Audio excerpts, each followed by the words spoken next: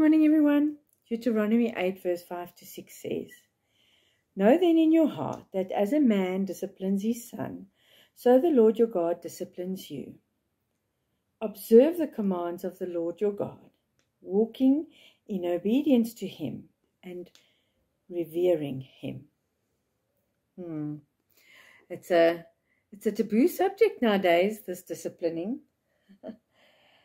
And what does discipline look like?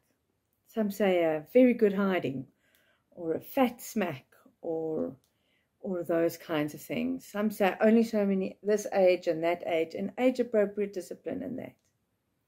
All I can see.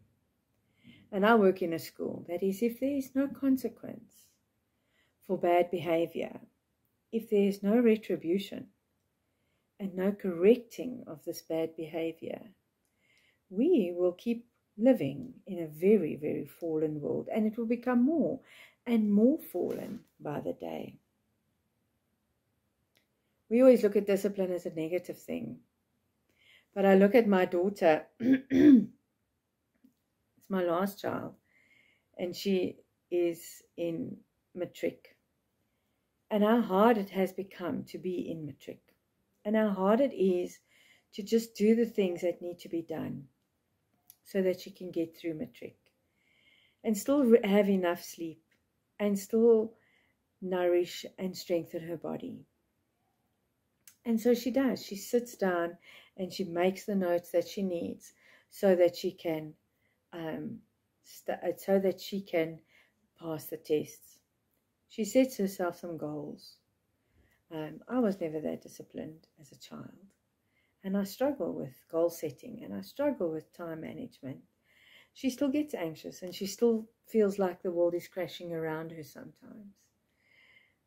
But she comes out of it a stronger and a far more successful person, I see. I see my other daughter who is studying, but she, in her downtime of study, she works, and she works really hard and long hours. And she's highly capable, and the people that she works for are very impressed with her as a young lady. And my oldest child, she has a vision, and she is working hard towards that vision. She knows what she wants. She knows what it looks like, and she's working hard towards that.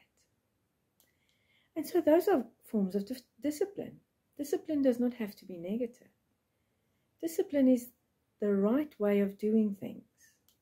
Discipline is knowing where you are.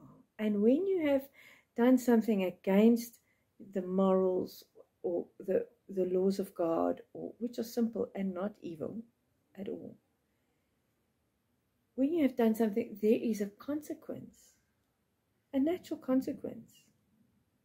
If you don't tell your child the stove is hot, to not put his hand there, then you are going to have the consequence of having to look after your child. But if you have not disciplined your child in the past and he doesn't listen to you, and he puts his hand on the stove, the consequence is that he can be quite, he can get severe burns, and the injuries can be really bad. And do you understand what I'm saying? There's a huge problem in our lives today that there's no discipline and no consequence. And life is not that easy when there aren't these things. We need to follow God's instruction so that our discipline and our consequences are not severe. So be kind to your children and love them. Hold them and give them grace. But make sure they understand consequence, because there's not enough place in jail for all those who don't understand consequence. Hope that didn't sound too harsh. Have a wonderful day, and we'll speak again tomorrow.